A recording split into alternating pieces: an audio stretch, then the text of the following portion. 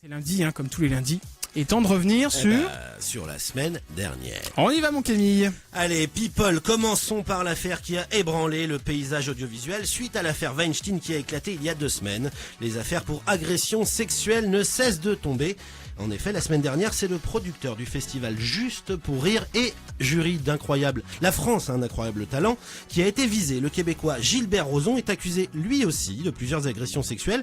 Du coup, M6 a décidé de suspendre la diffusion de l'émission le temps que l'affaire soit éclaircie.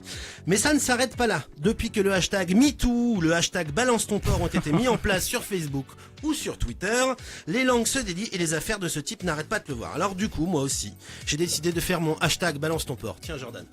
Oh oui, mais jeter une saucisse, mais c'est quoi ce mec?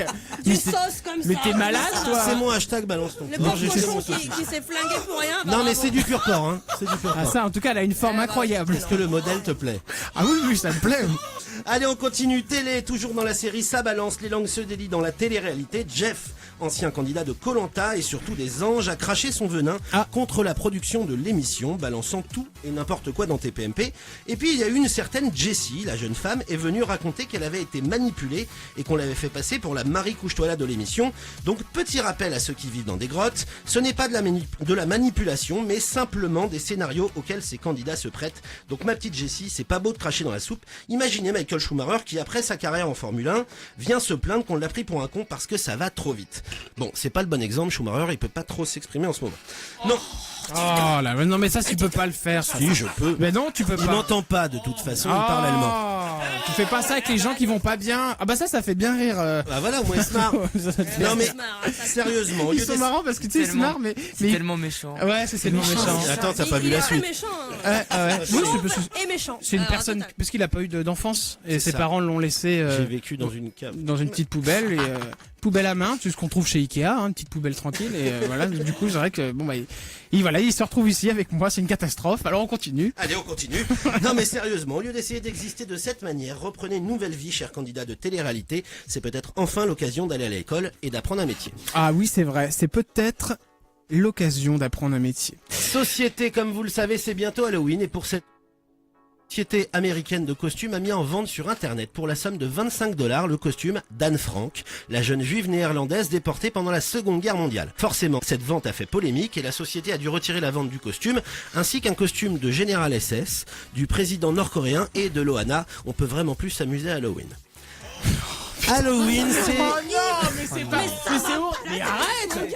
T'as pas le droit. Bah oui, il y a que lui pour applaudir. Ah, là, bah, mais bravo, Arrête. ça applaudit Arrête. la Dit par méchanceté. Brian. Bah oui, c'est très rare qu'il applaudisse. Parce que ça devait vraiment être très méchant. Il adore l'humour noir. C'est Alors, pour ça. Halloween, c'est un des seuls mots anglais que j'ai retenu de mes années cours d'anglais. Ah non, il y a aussi Where is Brian? Non Camille, ça tu peux pas le faire. Ce n'est pas toi. Ça fait rire que Silver d'ailleurs. C'est du plagiat ça. Ah mince, vous connaissez? Oui. Bon, ok, bon, bah du coup, Ah oui. faut que je me débarrasse de mon co-auteur en fait. Ah bah ton co-auteur c'est pas Gad Elmaleh à mon avis. Non, mais je peux pas trop dire son nom, il a des soucis en ce moment le mec. Ah bon? Il a quoi comme souci? Bah, bon allez, je le dis, c'est Thomas Sisley. Oh là là, mais arrête. En effet, l'acteur est accusé de plagiat. Ce cher Thomer aurait traduit au mot à mot des vannes de stand-up américain pour les mettre dans son spectacle Stand Up, sorti en 2006. Un internaute s'est amusé à faire une vidéo assez édifiante que je vous invite à regarder, prouvant que Thomer Sisley a pompé les blagues jusqu'à la gestuelle. Alors Thomer, je vais te mettre une note quand même. Je vais te mettre 19 sur 20 pour la traduction. J'enlève juste un point pour le jeu d'acteur. Oh mais c'est horrible. Et je vais finir sur une belle histoire. C'est vrai que j'ai pas été cool ce soir. Je vais finir sur la belle histoire de la semaine, enfin de la semaine dernière. Je suis tombé sur un article dans Ouest France. C'est marrant parce que c'est côté de chez Ah oui, moi, Ouest France. c'est en Bretagne, ouais. Voilà, racontant la rencontre en boîte de nuit d'une jeune femme avec celui qui allait devenir son mari. Jusque-là, rien d'étonnant, me direz-vous, sauf que la jeune femme a découvert quelques jours plus tard que l'homme qu'elle avait rencontré n'est autre que le prince d'Éthiopie. Oh là là. Ils se sont donc dit oui il y a peu de temps dans un magnifique mariage princier. Par contre, l'histoire ne nous dit pas si la population a accepté de balancer du riz à la sortie de l'église. Non mais c'est horrible. Mais Voilà, arrête, hein. un bilan très rassurant. Mais ça, c'était la semaine dernière. Merci mon Camille.